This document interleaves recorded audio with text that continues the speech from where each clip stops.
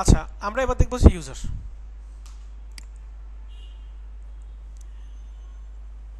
All ইউজারের মধ্যে শুধু একজনই আছে। একটা নিউজ পেপার সাইটের কথা চিন্তা করেন। একটা নিউজ পেপার সাইটের মধ্যে কত ধরনের লোক কর্মরত থাকতে পারে। প্রথম যদি চিন্তা করি তাহলে অ্যাডমিনিস্ট্রেটর বা অ্যাডমিন, এরপরে এডিটর, এরপরে অথর, এরপরে সাবস্ক্রাইবার। এরকম একটা ওয়েবসাইট কন্ট্রোল করার জন্য কিন্তু অনেক ধরনের লোক লাগতে পারে। যেমন ধরেন ফেসবুক, আপনি কি ফেসবুকের অ্যাডমিন? মনে করেন আপনি একটা গ্রুপের অ্যাডমিন, ঠিক আছে, আপনি কি ফেসবুকের অ্যাডমিন? আপনি যদি ফেসবুকের অ্যাডমিন হন তাহলে কিন্তু মার্ক জুকারবার্গকে ফেসবুক থেকে ডিলিট করে দেওয়ার ক্ষমতা আপনার আছে, ঠিক আছে? তো একটা ওয়েবসাইটের পাওয়ার আপনার চাইলে ডিস্ট্রিবিউশন করতে পারেন এই ইউজার দিয়ে। কি দিয়ে? ইউজার দিয়ে। অ্যাডমিন যে, ধরুন আমি অ্যাডমিন আছি এখানে, অ্যাডমিনের প্রায় সকল ধরনের পাওয়ারই এখানে আছে, সব ধরনের পাওয়ারই এখানে আছে। কিন্তু আমি যদি এই অ্যাড নিউ ইউজারে যাই,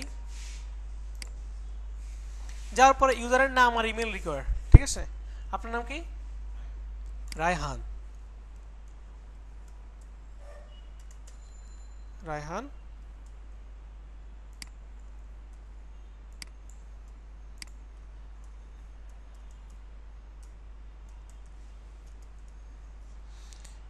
ফার্স্ট নেম লাস্ট নেম না দিলেও হবে, পাসওয়ার্ড দিতে হবে একটা, পাসওয়ার্ডও দিচ্ছি Raihan. Very weak, confirm week password. Send email, ওই যে আপনি মেল দিচ্ছেন না, ওই মেলে একটা মেল পাঠিয়ে দিবে, বলবো যে আপনাকে অমুক জায়গায় এই রোল দেওয়া হয়েছে। মনে করেন আমি তাকে রোল দিলাম এডিটরের পরে অথর, পাওয়ারফুল হচ্ছে অ্যাডমিনিস্ট্রেটর, তারপর এডিটর, তারপরে অথর। এক একজন থেকে এক একজনের পাওয়ার শুধু কমবে। অথর দিলে কি অবস্থা হয় দেখেন।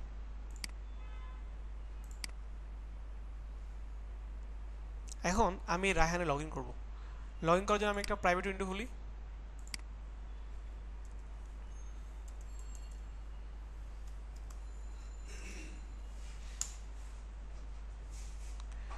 ইউজার নেম কি ছিল? রায়হান। পাসওয়ার্ডও রায়হান ছিল, তবে আর আজকুড়া ছিল। লগ ইন করলে দেখবেন অনেক অপশন নাই, দেখেন অনেক অপশন নাই।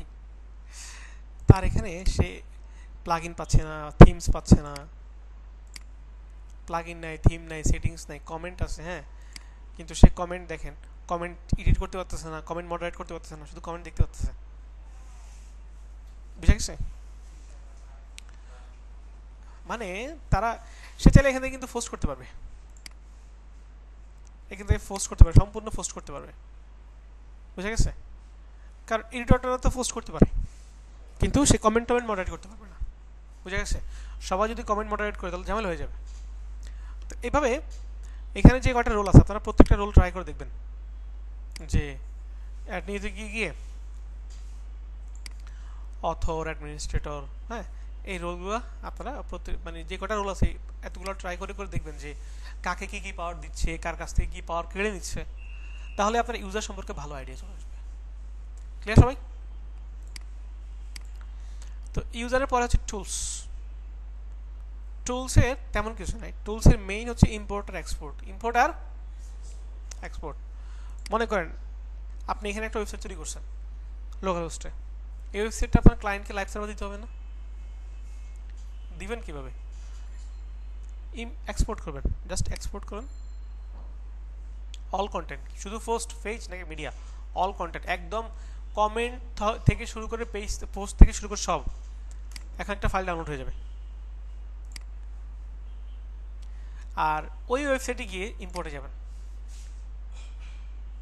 ইম্পোর্টে গিয়ে একটা প্লাগ ইন ইনস্টল করে নেবেন, ওয়ার্ডপ্রেস নামে একটা প্লাগ ইন আছে, এটা ইনস্টল করে নেবেন। এগুলো ইম্পোর্টার প্লাগ ইন নাকি, ইম্পোর্ট হইতে একটা প্লাগ ইনের হেল্প নেওয়া লাগে। যদিও আমরা এটা দিয়ে ইম্পোর্ট করবো না, আমরা ইম্পোর্ট করবো all in one WP migration দিয়ে, ওটা আরও ভালো। রান ইম্পোর্টার,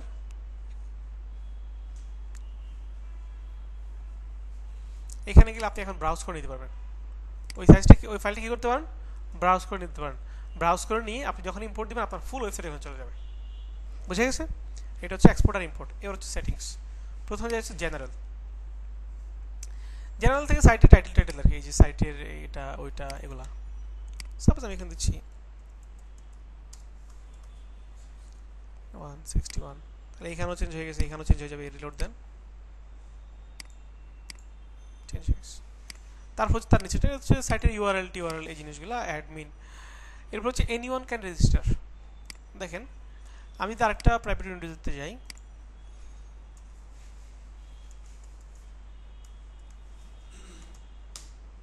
আপনাকে লগ ইন করতে বলবে,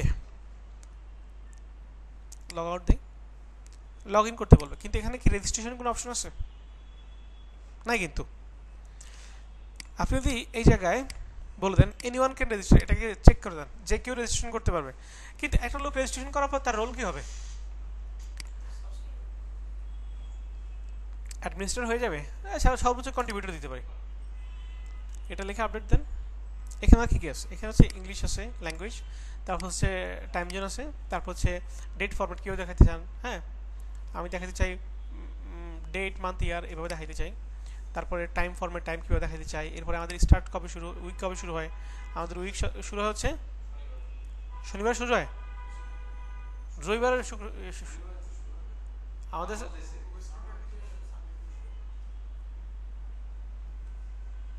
আমাদের শনিবার সরকারি ছুটি না, আমাদের রবিবার থেকে উইক স্টার্ট হয়। আপনার সরকারি ছুটির দিন কি আপনি কাজ করেন? আগে শুরু হতো শনিবার থেকে, আগে আমরা বৃহস্পতিবার হাফ দিন থাকতো, হ্যাঁ বৃহস্পতিবার সিনেমা সিনেমা সিনেমা থাকতো বিটিভিতে, ভুলে গেছেন নাকি? দুপুরের পরে, হ্যাঁ হাফ অফিস ছিল তখন, আর শুক্রবার ছিল ফুল ডে। এখন শুক্র শনি অফ করছে। তারপরে মাঝখানে একবার ডিজিটাল টাইম করছে, 1 ঘন্টা আগে ছিল। তত দেখ না আওয়ামী লীগের আমলে, না না আওয়ামী লীগের প্রথম ইয়েতে, হ্যাঁ এই ডিজিটাল টাইমটা করছিল আওয়ামী লীগের একদম শুরুর দিকে। তারা চাইতেছিল এরকম যে যদি সকাল সকাল মানুষ তাড়াতাড়ি উঠে তাহলে সূর্য আলোটা বেশি ইউজ করা যাবে, সেক্ষেত্রে ইলেকট্রিসিটি বাঁচবে বা মানুষ তাড়াতাড়ি উঠবে, এরকম ব্যবসা বলছিল। তো এইটাতে বেশ কিছু লস হয়েছে, কারণ হচ্ছে টাইম সব জায়গায় চেঞ্জ করা লাগছে, টাইম জোন চেঞ্জ হয়েছে, অনেক কিছু ব্যাপার হয়েছে। সবচেয়ে বেশি লস হয়েছে জিম্বাবুয়ের। একবার জিম্বাবু খেলতে আসছে, একদম শীতকালে তারা সকাল সকাল খেলতে নামছে, কারণ 1 ঘন্টা আগে টাইম, 9টা বাজে খেলা শুরু হয়েছে 8টায়, ভোরে শিশির পড়া, তারা 49 রানে অল আউট হয়ে গেছে। এটা মনে হয় 2010-এ বা 9-এ, হ্যাঁ এটা এই সময়। পরে বাংলাদেশ সরকার আবার ওটা চেঞ্জ করে দিচ্ছে। ওকে, তো আমরা এনিওয়ান ক্যান রেজিস্টার এটা ইয়ে রাখলাম, আর কন্ট্রিবিউটর হিসেবে রাখলাম, সেভ করলাম। সেভ করলে দেখবেন এখানে রেজিস্ট্রেশনের ছোট্ট একটা অপশন আসবে, রেজিস্টার। আগে কিন্তু এটা ছিল না। এখানে ক্লিক করলে আপনাকে ইউজার নেম আর ইমেল দিতে বলবে। আপনি ইউজার নেম আর ইমেল দিলে আপনার মেইলে একটা রেজিস্ট্রেশন লিঙ্ক পাঠাবে, ওখান থেকে আপনি রেজিস্ট্রেশন করে আপনি এখান থেকে লগ ইন করতে পারবেন। বুঝা গেছে? ওকে, ইউজার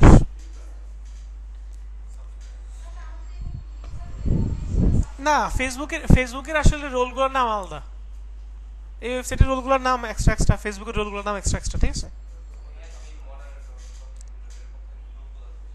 হ্যাঁ গ্রুপগুলো এরকম থাকে।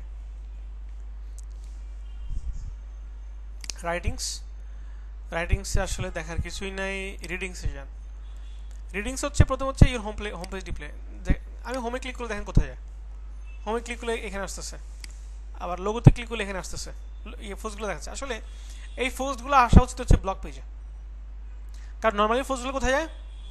ব্লগ পেজ যায়, ঠিক আছে?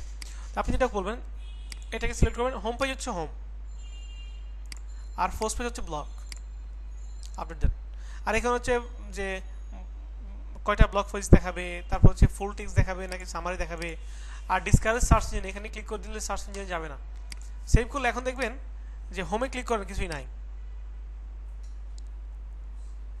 ব্লগে ক্লিক করেন ফার্স্ট চলে আসছে সব ব্লগ পেজে। বুঝা গেছে? ওকে, তারপর হচ্ছে ডিসকাশনে যে এত কথাবার্তা, মানে রমজান মানে রোজা রেখে এই ডিসকাশন দেখানো খুবই টাফ। ওকে, তো ডিসকাশন নিয়ে আমরা একটু আলোচনা করি। ডিসকাশনটা আসলে কি? প্রথম হচ্ছে attempts to notify any block link from the article.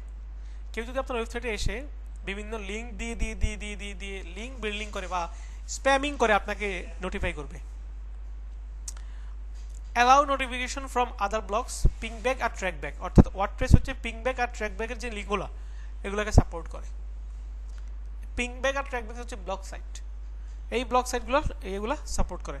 Okay, people allow people to post comment on new article, নতুন আর্টিকেলে মানুষ কমেন্ট করতে পারবে কিনা? অবশ্যই পারবে।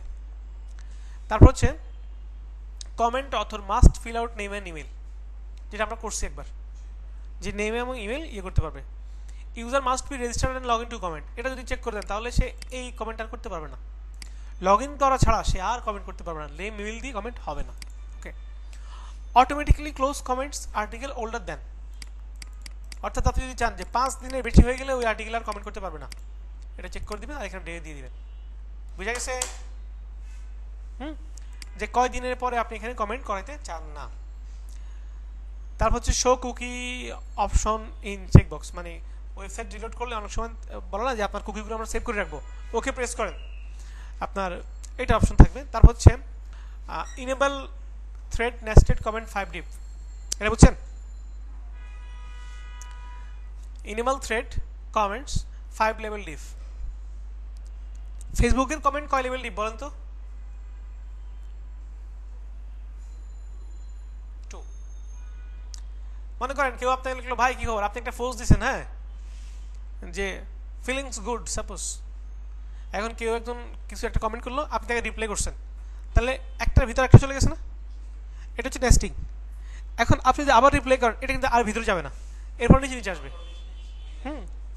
একবারই শুধু নেস্টিং হয়, মানে প্রথমে একবার থাকে তারপর একবার নেস্টিং হয়, দুইটা হয়, ঠিক আছে? এরপর এগুলো সব নিচে নিচে আছে, আপনারা ফেসবুকে খেয়াল করেন নেস্টিং লেভেলটা 2 লেভেল পর্যন্ত।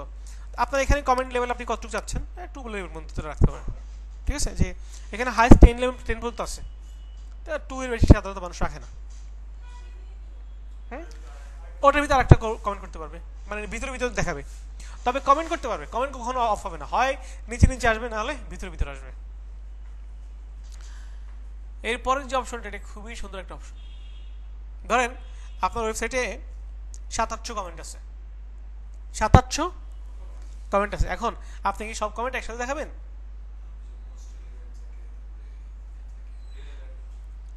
কমেন্টগুলো কিভাবে দেখাবেন?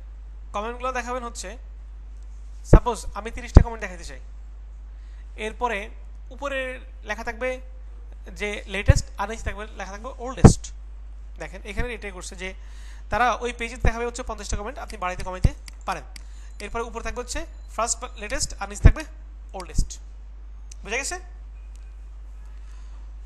তারপরে ইমেল মি এনিহোয়ার, কেউ কমেন্ট করলে আমাকে ইমেল পাঠাবে, কমেন্ট মডারেশনের জন্য আসলে আমাকে ইমেল পাঠাবে। মডারেশনের জন্য মানে ইমেল করছে, কমেন্ট করছে এখনো পাবলিশ হয় না, মডারেশন করা লাগবে, তখন আপনাকে ইমেল পাঠাবে। কমেন্ট অ্যাপিয়ার হওয়ার আগে যে কমেন্ট ম্যানুয়ালি অ্যাপ্রুভ হওয়া লাগবে, তারপরে কমেন্ট অথরে যদি প্রিভিয়াস কমেন্ট লাগে সেক্ষেত্রে চেক করে দিবেন। কমেন্ট মডারেশন দেখেন, কেউ যদি 2টার বেশি লিঙ্ক দেয়, hold comment moderation queue if content 2 more links, 2 বা তার বেশি লিঙ্ক দিলেই, বা আইপি দেখেন ইউআরএল, ইমেল, আইপি অ্যাড্রেস 2 এর বেশি দিলেই এটাকে মডারেশনের জন্য দিয়ে দেবে। এমনি মডারেশনের জন্য সকল কমেন্টই যায়, কিন্তু যারা লগ ইন করা আছে তাদের তো মডারেশন হয় না, তাদেরগুলো ডিরেক্ট পাবলিশ হয়ে যায়। কিন্তু যদি ওখানে অতিরিক্ত লিঙ্ক টিঙ্ক থাকে তাহলে কিন্তু এটা পাবলিশ হবে না, এটা ডিরেক্ট অ্যাডমিনের কাছে মডারেশনে চলে যাবে, অ্যাডমিন নিজে গিয়ে পাবলিশ করতে হবে, ঠিক আছে? এরপর হচ্ছে ব্ল্যাক লিস্ট।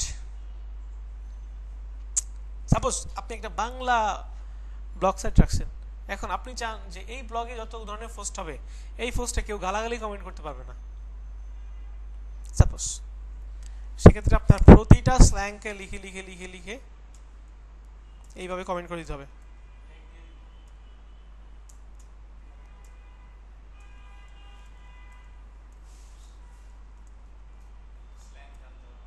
আপনাকে প্রচুর পরিমাণে স্ল্যাং ল্যাঙ্গুয়েজ জানতে হবে, স্ল্যাং জানতে হবে, ঠিক আছে? প্রতিটা এখানে করে দিবেন, এগুলার কমেন্ট আসবে না, এগুলো লিখে কমেন্ট করতে পারবে না। ওই যে ফাইবারের মধ্যে আপনি যখন কোনো একটা মেল শেয়ার করেন বা ফেসবুক আইডি শেয়ার করেন, তারা কীভাবে চেক করে? এইভাবে, হ্যাঁ, তারা এগুলো দিয়ে দেয় যে এই টেক্সটগুলো যদি লেখে তখনই তাকে রেড ওয়ার্নিং দাও, বর্ডার লাল হয়ে যায়।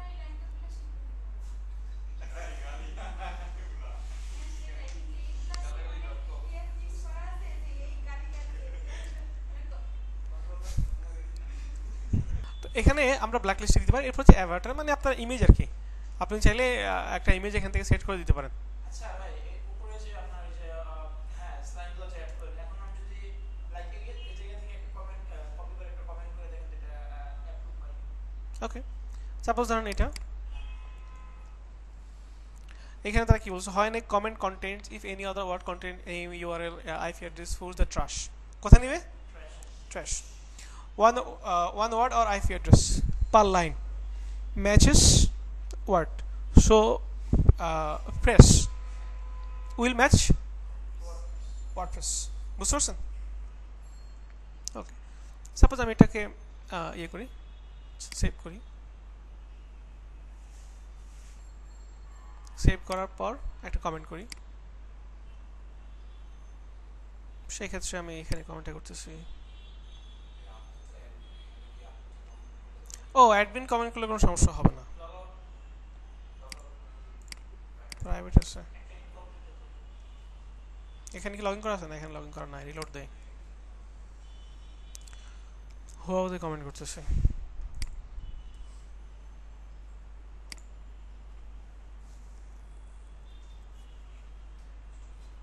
Your comment is waiting moderation.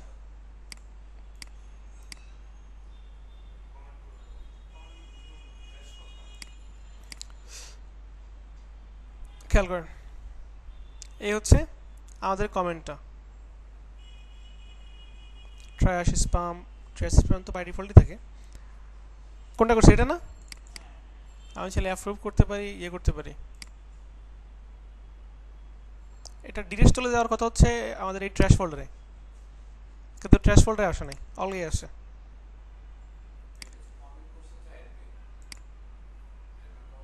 না না না না, এটা এটা অ্যাডমিন করে না, এটা আরেকজন করছে।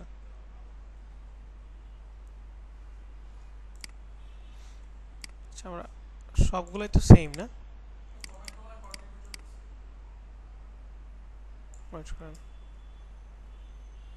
প্রেস উইল ম্যাচ ওয়ার্ডপ্রেস, সম্ভবত এটা দেওয়া লাগবে না।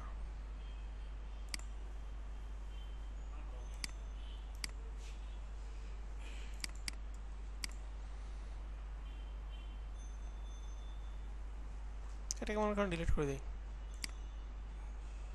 নতুন করে কমেন্ট করি। হ্যালো,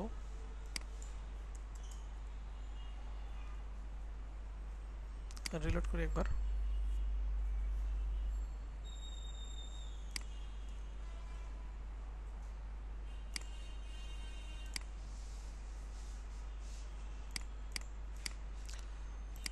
ফার্স্ট কমেন্ট আছে,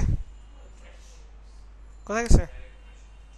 ট্র্যাশে, এই যে হ্যালো কমেন্টটা, বুঝে গেছে? অর্থাৎ আপনি এগুলো এই ধরনের ইয়েগুলো ট্র্যাশে চলে আসবে। আমি ওই সেমিকোলন দিয়ে দিয়েছিলাম, সেমিকোলন দিবেন না, এই যে এই যে এইভাবে জাস্ট কমা দিয়ে কমা দিয়ে দিয়ে করতে হবে। আমি কী করছি, সেমিকোলন দিয়ে দিয়েছিলাম, বুঝে গেছে? আর এখানে তেমন কিছু নাই, এখানে হচ্ছে একটা গ্র্যাভেটার দেওয়ার জন্য, শো গ্র্যাভেটার মানে হচ্ছে এই ইমেজটা আর কি। এই ইমেজটা দিতে হয় automatic.com থেকে। automatic.com আপনি যে ইমেল দিয়ে লগ ইন করবেন, ওই ইমেল দিয়ে লগ ইন করলে আপনার এখানে এই ইমেজটা চলে আসবে, আদারওয়াইজ ইমেজ আসবে না। আর হচ্ছে মিডিয়া, আপনি যত যত ইমেজ আপলোড করেন সবগুলো ইমেজের 3টা সাইজ হয়, লার্জ সাইজ, বুঝে গেছে? এরপর হচ্ছে পারমালিঙ্ক। এই পারমালিঙ্কে আসেন, দেখেন আমাদের যতগুলো পোস্ট আছে, খেয়াল করেন, বিপদে ফেলবে, হুয়া বিপদে ফেলবে সবাইকে, এই টাইপের। এখানে ওয়েবসাইটের ইউআরএলটা আসবে সবার আগে, এটা ঠিক আছে। এরপর কি আসছে? ডেট, এরপর আছে টাইটেল। এই ডেটটা কি এখানে আসার প্রয়োজন ছিল? অবশ্যই না, তবে ছিল এই কারণে, এখানে আসছে এই জন্য যে ওয়েবসাইটের নাম, তারপর আসবে ডেট, তারপর হচ্ছে পোস্ট, এইভাবে না দিবেন হচ্ছে পোস্ট নেম, ওয়েবসাইটের নাম, তারপর হচ্ছে পোস্ট নেম, জাস্ট এবার আপডেট দেন। আপডেট দিয়ে এবার ইয়ে যান, ব্লক পেজে যান, কোনো ডেট আসেন, এটা হচ্ছে এসইও ফ্রেন্ডলি, ক্লিয়ার? আর প্রাইভেসিতে একটু, তো ওদের প্রাইভেসি আছে, এগুলো একটু পড়ে দেবেন। এই ছিল আমাদের ওয়ার্ডপ্রেস পরিচিতি। ইনশাআল্লাহ আমরা আগামী ক্লাস থেকে একটা থিম নিয়ে কাস্টমাইজেশন শুরু করে দেবো।